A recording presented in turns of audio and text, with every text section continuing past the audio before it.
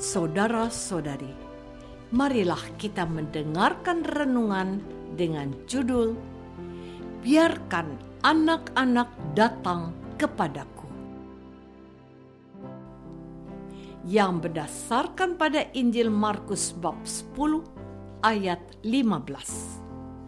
Yesus bersabda, "Sesungguhnya barang siapa tidak menyambut kerajaan Allah seperti anak kecil, ia tidak akan masuk ke dalamnya." Dalam nama Bapa dan Putra dan Roh Kudus. Amin. Saudara-saudari terkasih dalam nama Tuhan Yesus Kristus. Pada suatu hari, banyak orang membawa anak-anak kecil kepada Yesus agar Yesus menjamah mereka. Tetapi murid-muridnya memarahi orang-orang itu. Ketika Yesus melihat hal itu, ia marah dan berkata, "Biarkan anak-anak itu datang kepadaku. Jangan menghalang-halangi mereka, sebab orang-orang yang seperti itulah yang mempunyai kerajaan Allah.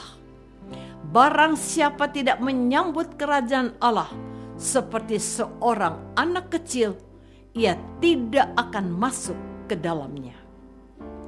Yesus lalu memeluk anak-anak itu dan memberkati mereka dengan meletakkan tangannya atas anak-anak itu.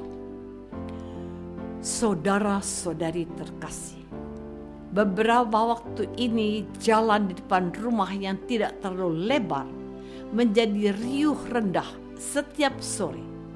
Siapa lagi kalau bukan teriakan atau bahkan jeritan anak-anak yang tinggal di sekitar rumah. Ada Fatia, Faira, Fatir, Rara, Ara, Salwa, Rian, Queen. Yang paling tua adalah Fatir yang duduk di kelas 5 sekolah dasar. Mereka melakukan kegiatan apapun di jalan itu. Ada yang bermain badminton, ada yang naik sepeda berboncengan, ada ketakutan dikejar kucing, ada yang menangis karena mainannya terjatuh ke dalam selokan. Tentu saja orang tua mereka selalu cerewet, mengingatkan mereka untuk berhati-hati. Namun, nampaknya anak-anak tersebut tidak menggubrisnya. Mereka bergembira bertemu dengan teman-temannya. Mereka berbahagia dalam kegiatan yang dilakukannya. Suara-suara mereka menggemakan betapa bahagia hatinya. Gerakan tubuh mereka yang dinamis menyatakan betapa gairah hidup begitu besar dalam diri mereka. Tidak ada sebuah alat khusus yang mahal yang mereka mainkan. Sepeda, bola, raket, karet gelang, boneka, cukuplah untuk bermain. Tidak ada satupun anak yang memegang handphone di tangannya, selayaknya anak-anak zaman sekarang yang tidak bisa terlepas dari gadget. Keriuh rendahan suara anak-anak itu membuat jalan di depan rumah menjadi ramai. Bukan hanya karena suara anak-anak, tetapi terlebih karena ada kebahagiaan yang dibagikan dan ada kehidupan yang ditawarkan. Jika dari anak-anak itu yang tertua berusia 10 tahun, masih sangat lama bagi anak-anak itu untuk menikmati betapa berbahagianya menjalani hidup. Tidak ada nada iri, kenakalan yang merugikan, kata-kata kasar, kerusakan yang ditimbulkan oleh anak-anak itu. Mereka hanya bermain dan bersenang-senang. Itulah makna hidup. Saudara-saudari terkasih, kapan kita memulai hidup dan kapan kita menuju kematian? Nampaknya inilah inti dari kehidupan seorang anak. Tidak bisa ditolak oleh pengetahuan dan teknologi yang paling modern sekalipun, bahwa kehidupan manusia itu dimulai dari rahim seorang ibu.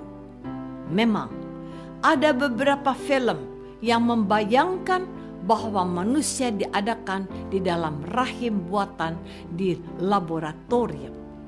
Ya, boleh-boleh saja membayangkan demikian. Seorang bayi pun dilahirkan oleh seorang ibu. Kehidupan manusia berawal dari seorang bayi. Laksana terang tanah sinar matahari pertama akan menjadi awal perjalanan hari itu. Demikian pula kelahiran bayi menjadi awal perjalanan hidup manusia. Ada harapan, ada semangat, ada nafas baru, ada gairah untuk menjalani hidup. Apakah tidak ada masalah yang akan ditemui? Tentu saja ada, tetapi di awal kehidupan bukan itu yang membuat hidup. Menikmati keindahan pagi, seperti itulah yang ditawarkan seorang bayi. Bayangkanlah ketika kita bangun tidur, menguap, mengusap-usap mata, meregangkan tubuh kita, dan bermalas-malasan ingin tidur lagi. Bukankah di awal hidup hanya ada kenikmatan dan kebahagiaan? Saudara-saudari terkasih, mengapa seorang bayi hidupnya hanyalah tidur dan tersenyum jika sedang terjaga? Mengapa wajahnya begitu menggemaskan dan minta dicubit atau dicium? Mengapa melihat seorang bayi menjadikan orang dewasa bahagia? Karena tidak ada yang dikhawatirkan seorang bayi. Mereka hanya menikmati awal hidup dan percaya bahwa kehidupan selanjutnya akan disediakan oleh ibu dan bapaknya. Mereka percaya akan penyelenggaran orang dewasa.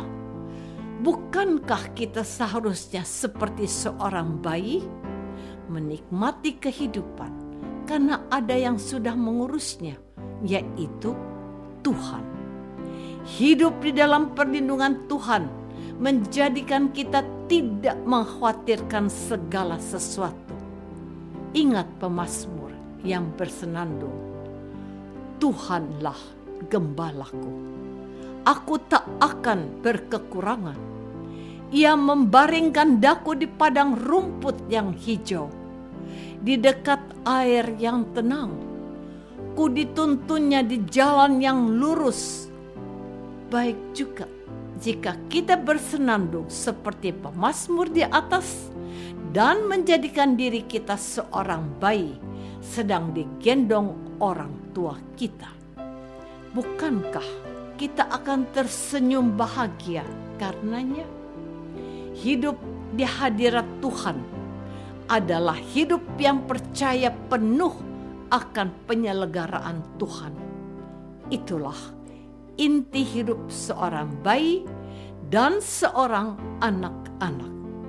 Pantaslah mereka selalu tersenyum bahagia karenanya. Apakah kita sudah seperti seorang bayi yang menikmati hidup? Apakah kita sudah mempercayakan hidup kita kepada Tuhan? Marilah kita berdoa.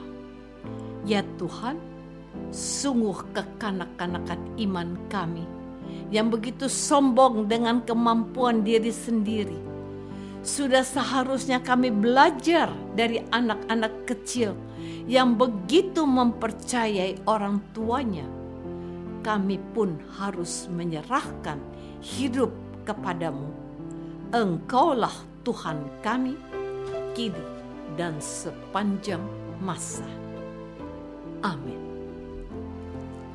Semoga kita semua selalu dinaungi dan dibimbing oleh berkat Allah yang Maha Kuasa, Bapa dan Putra dan Roh Kudus. Amin.